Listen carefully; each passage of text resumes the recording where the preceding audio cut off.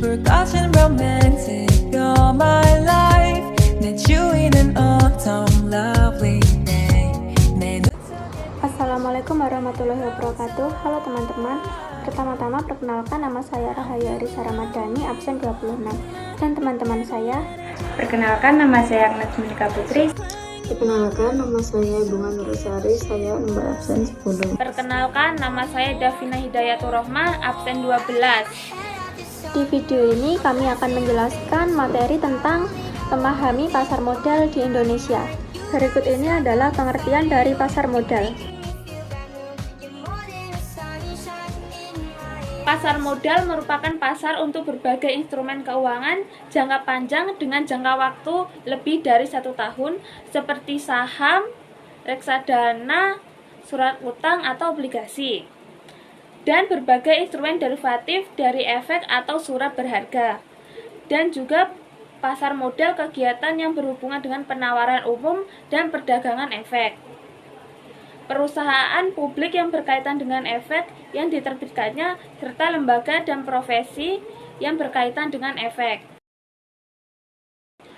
Tujuan utama pasar modal adalah menciptakan mekanisme dan memungkinkan perusahaan mengakses dana dari investor dengan menerbitkan saham, obligasi, dan instrumen keuangan lainnya sehingga memfasilitasi pertumbuhan ekonomi serta pengembangan bisnis.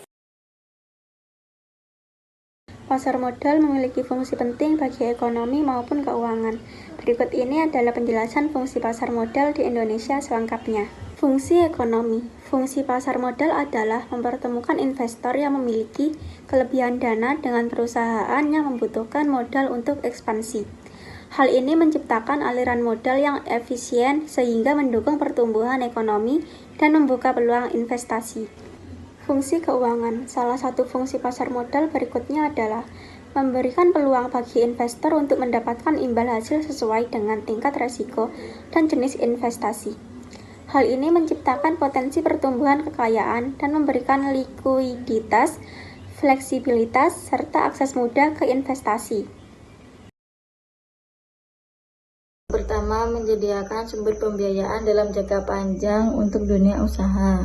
Kedua, sarana untuk mengalokasikan sumber dana secara optimal bagi investor. Dan yang ketiga atau yang terakhir, memungkinkan adanya upaya diversifikasi. Kelemahan dari pasar modal sebagai berikut. 1. Mekanisme pasar modal yang cukup rumit menyulitkan pihak-pihak tertentu yang akan terlibat di dalamnya. 2. Saham pasar modal bersifat spekulatif sehingga dapat merugikan pihak tertentu. 3. Jika kurs tidak stabil, harga saham ikut terpengaruh. Lembaga penunjang pasar modal. 1.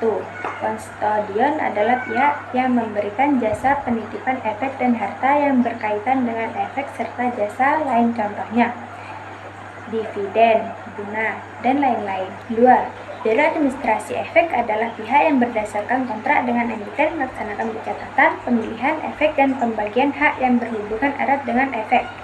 3. Wali amanat yaitu pihak yang memiliki kepentingan pemegang efek yang bersifat utang. 4.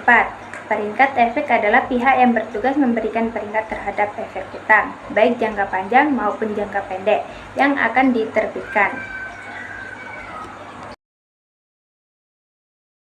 Yang pertama, saham dapat didefinisikan sebagai tanda penyertaan. Bentuk saham adalah selembar kertas yang menerangkan bahwa pemilik kertas adalah pemilik perusahaan yang menerbitkan kertas tersebut. Yang kedua, obligasi adalah surat berharga atau sertifikat yang berisi kontrak antara pemberi pinjaman dengan yang diberi pinjaman. Yang ketiga, reksadana adalah wadah yang digunakan untuk menghimpun dana dari masyarakat pemodal. Derivatif atau turunan dalam pasar modal terdiri atas sebagai berikut. Yang pertama, right didefinisikan sebagai hak memesan. Yang kedua, warrant adalah efek yang diterbitkan oleh suatu perusahaan. Opsi adalah hak yang dimiliki oleh pihak untuk membeli atau menjual kepada pihak yang lain.